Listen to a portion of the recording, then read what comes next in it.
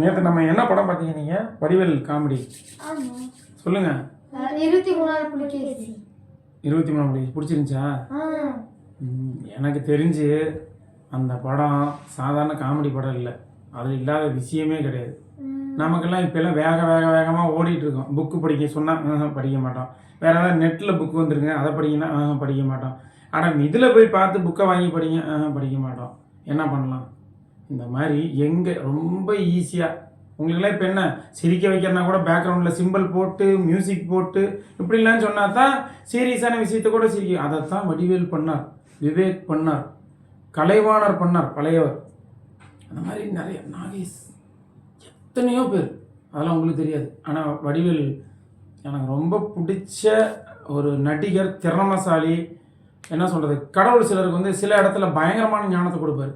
அவங்க நிஜ வாழ்க்கையில் பண்ணுற தவறுகளை வச்சு அவங்க இடப்படக்கூடாது.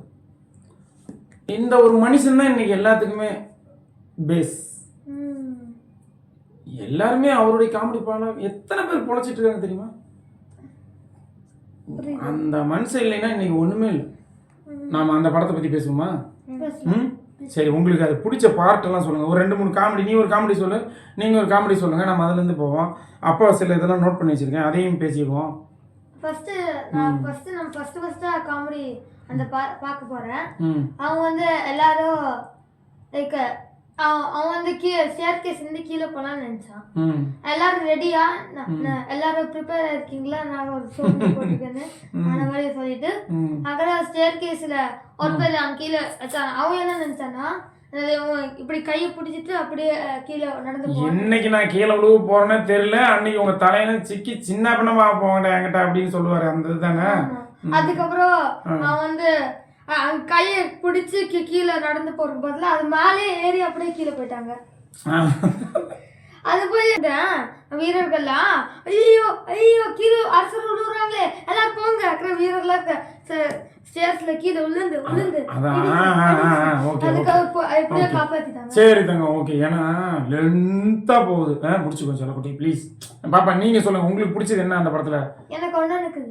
இரு செல்லக்குட்டி நீங்க சொல்லுங்க, எப்படி இருக்குது உங்களுக்கு பிடிச்சது சொல்லுங்க. அது வந்து அங்க வந்து 2 ஷெஃப் இருந்தாங்க. அவங்க 2 பேரும் அது இந்த மாதிரி ஒரு மீல் பண்ண சொன்னாங்க. அதுக்கு வந்து ஓ சரி சொல்லு புடிச்சோம். உனக்கு தெரியுதா? அதுக்கப்புறம் அவங்க வந்து என்ன சாப்பாடு அப்படின்னு கேட்டாங்க அந்த அரசர். அப்புறம் அந்த ஷெஃப் சொன்னாங்க நல்ல மோன்ஸ் எல்லாம் இருக்கு, அதை போய் சாப்பிடும். அவங்க அரசர் அப்படி ஆயிட்டாங்க. அப்புறம் இந்த மாதிரி முயலை கட்டினாங்க. இந்த விட 3 நாட்கள் அப்படின்னா அவனுக்கு வாங்கி வந்துரு. நானெல்லாம் ஒரு மாமாங்கம் குடியிருந்தே நல்லவா அப்படின்னு சொல்லிட்டு போய் மறுபடியும் வாங்கி எடுத்துருக்கான். வாங்கி போய் அவன் மூஞ்சி எடுத்துட்டான். ஒரு கவர்ல போட்டுக்கு பதிலா நான் ஒரு சோல்ஜரோட மூஞ்சி மாதிரி வாங்கி எடுத்துட்டான். சரி, இப்ப சின்ன குழந்தைங்களுக்கு சொல்லி தரும்போது இதை சொல்லாதீங்க அதை சொல்லாதீங்க அப்படின்னா, நம்ம நிறைய விஷயம் வீட்டில் நிறைய பேசுகிறோம். நம்ம எல்லாத்தையும் எடுத்து இந்த வீடியோக்குள்ளே போட்டு கொடுக்கணும். இங்கே தான் எல்லாமே ஷார்ட்ஸாக கொடுங்க. 30 செகண்ட் இங்கே பார்க்குறது பிஸ்கின்னு போகிறாங்க.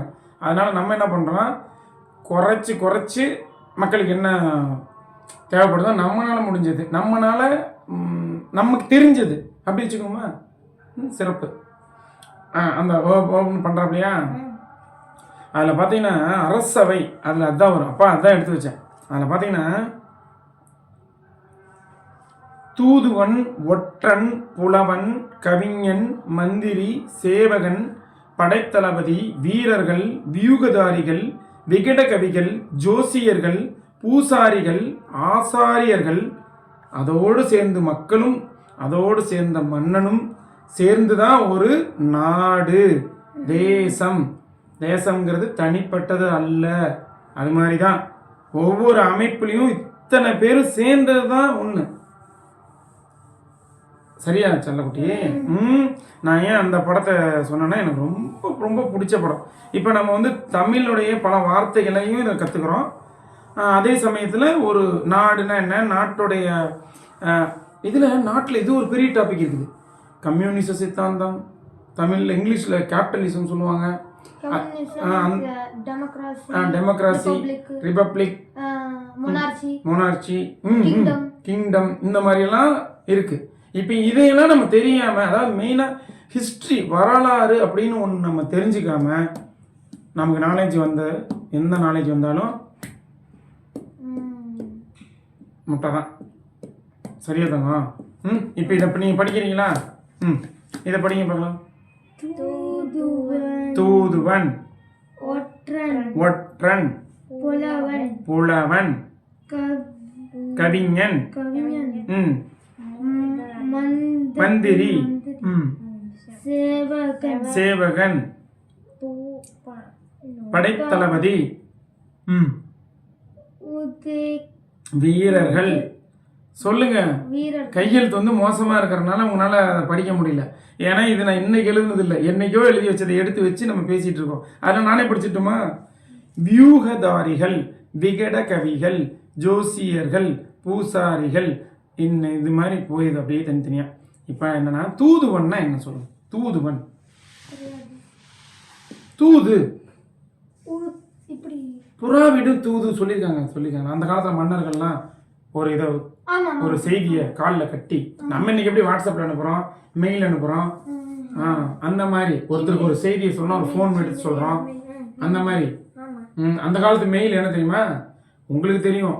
லாங்கஸ்ட் ரன்னர் சவுத் அமெரிக்கால. Who is that? எந்த கண்ட்ரி?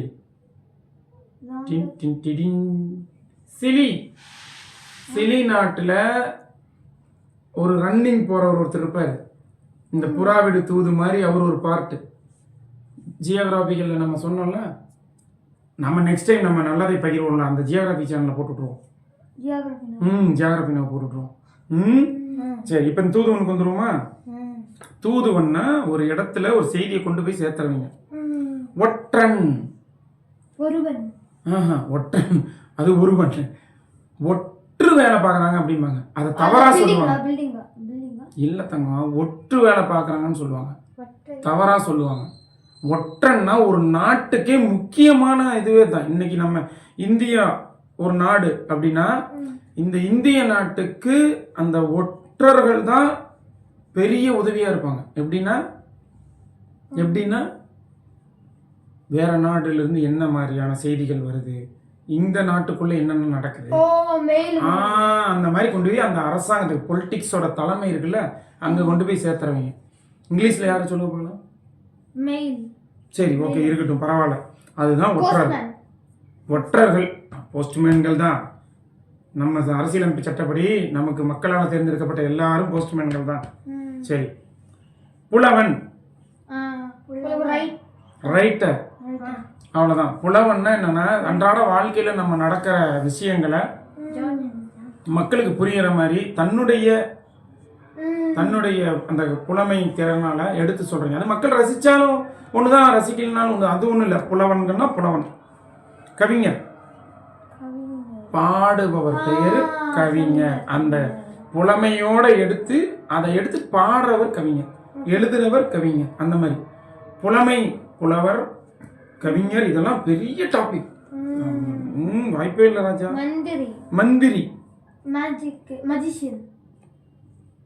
இல்ல சாமி, இல்ல. மந்திரினா அரசருக்கு புத்திமதி சொல்றவர், அறிவுரை சொல்றவர், இன்னும் சொல்ல போனா ஆலோசனை சொல்றவர், சஜஷன். கிங் இருப்பார்ல, கிங், அமைச்சர், அதுதான் மந்திரி. கரெக்ட். இன்னைக்கு பிரைம் மினிஸ்டர் அப்படி வருது இல்லையா? அது சிறப்பு பாப்பா. அடுத்தது சேவகன் சொல்லுங்க தங்க. சேவகம்னா என்ன தெரியுமா? சேவகம்னா தொண்டுனா என்னன்னா ஒரு காரியம் செய்யணும், அது நமக்காக செய்யாமோ மற்றவங்களுக்காக செஞ்சா அதுக்கு பேர் தொண்டு. அவ்வளவுதான். அது மற்றவங்களுக்கு நன்மை பெற்றால் அதுக்கு பேர் தொண்டு. அவங்க தான் சேவகர்கள். சரியா? அடுத்தது படைத்தளபதி. ஏன்னா இந்த நாட்டை காக்கிறவங்களும் சேவகர்கள் தான். அதனால அதுல ஒரு படைத்தளபதி. தளபதினா படையுடைய முன்னின்று நடத்துபவர் அர்த்தம். யானைப்படை, காலாட்படை, குதிரைப்படை, இன்னைக்கு பீரங்கி படை, அப்புறம் ஏர்போர்ட், நீ சொல்லுவிய என்ன இந்த ஃபோர்ஸ் அந்த ஃபோர்ஸ், இது எல்லாத்துக்கும் ஒரு கப்பல் படை, பாதுகாப்பு படை, அந்த மாதிரி ஒருத்தர் இருப்பார். ஒவ்வொரு படைக்கும் ஒரு தலைமைத்துவ நிபுணர் இருப்பார். அவர் தான் தளபதி, படை தளபதி.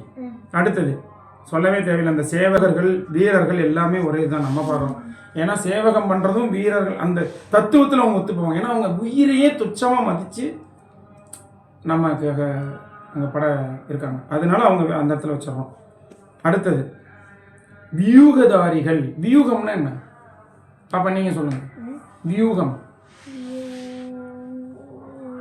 வியூகம்னா பிளானிங், அதை நடைமுறைப்படுத்துகிறவங்க சொல்லித்தரவங்க, அந்த மாதிரி இருக்குன்னா வியூகதாரிகள். அதை எப்படி செய்யலாம், என்ன பண்ணலாம். அடுத்தது விகட கவிகள். விகட கவிகள் அதே படம் இன்னொரு படம் இருக்குது வடிவேல். ஏன்னா உங்களுக்கு எல்லாம் காமெடியாக சொன்னா தானே தெரியுது இல்லையா? இப்போ நான் சொல்கிற சீரியஸான விஷயத்த கூட சீரியஸாக சொன்னால் மூஞ்சி இழுத்துட்டு போய் அங்கே நின்றுக்கிறீங்க. காமெடியை கூப்பிட்டு உட்கார சொல்லிப்போனா இங்கே நமக்கு எங்கே அந்தளவுக்கு பொறுமை இருக்குது? ஆஸ்திரேலியாவில் போய் தான் வாங்கிட்டு வரணும், நான் அமெரிக்காவில் போய் தான் வாங்கிட்டு வரணும். பொறுமை எந்த கடையில் விற்கிதுன்னு இது வரைக்கும் தெரியல. எனக்கு தான் சொல்கிறேன். விகட கவிகள் அப்படின்னா அதாவது கவிஞர்கள் நம்ம பார்த்தோம்ல, அதுலேயே புலமை வாய்ந்தவங்களா இருப்பாங்க. அதில் புதிர் போடுவாங்க, ரொம்ப என்ன சொல்கிறது செம்மையாக இருப்பாங்க. Minded people. ஆனால் எது ஒன்றுமே என்ன மைண்டட் பீப்புள் வீரர்கள் என்ன எதுவாக இருந்தாலும் கடைசியாக மக்களுக்கு என்ன பயன் அதை வச்சு தான் அவங்க அந்த இடத்துல மதிப்பிடப்படுவாங்க. சரியா தங்கம்? அடுத்தது ஜோசியர்கள், பூசாரிகள், ஆசாரியர்கள், இவங்க எல்லாத்தையும் தெரிஞ்சுக்கிற வயசு இன்னும் உங்களுக்கு வரவில்லை. ஆதலால் அவர்களை நாம் என்ன சொல்றது அரசபையில் முக்கியமான அங்கத்தினர்கள் அப்படின்னு வச்சுட்டு நம்ம அடுத்து கடந்து போவோம். டீச்சர்ஸு அதில் வருவாங்க, நிறைய வரும், நம்ம அதெல்லாம் வச்சுக்குவோம்.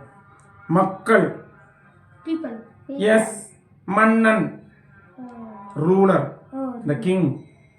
அப்புறம் தேசம், கண்ட்ரி. இன்னைக்கு கண்ட்ரி. தேசம்னா என்னன்னா கிங்டம், அப்ப கிங்டம். சரிதான். ஆனால் நம்ம எப்படி தேசத்தை பார்க்குறோம்? தேசம்னா என்ன தெரியுமா? இப்போ நம்ம வந்து இந்த நாட்டில் இருக்கோம், எதுக்காக வந்திருக்கோம்? பணம் இன்னும் நிறைய சம்பாதிக்கணும். ஆனால் பணத்தை சம்பாதிச்சோமா, எதை சம்பாதிச்சோம் அது அவங்கவுங்க அனுபவத்தை பொறுத்தது. சரியா? நம்ம ஒரு இடம் பெயர்ந்துட்டோம், அதை தான் நாங்கள் சொல்ல வரேன். இடம் பெயர்ந்துட்டோம். இன்னைக்கு தமிழ், அன்னைக்கும் சரி இன்னைக்கும் சரி, தமிழர்கள் இல்லாத நாடு இல்லைங்கிறாங்க. அந்த அளவுக்கு நம்ம கடல் கடந்து போனாலும் நம்ம மொழியையும் மண்ணையும் நம்ம மறக்காம இருக்கிறோம், மறக்காம இருக்கணும்.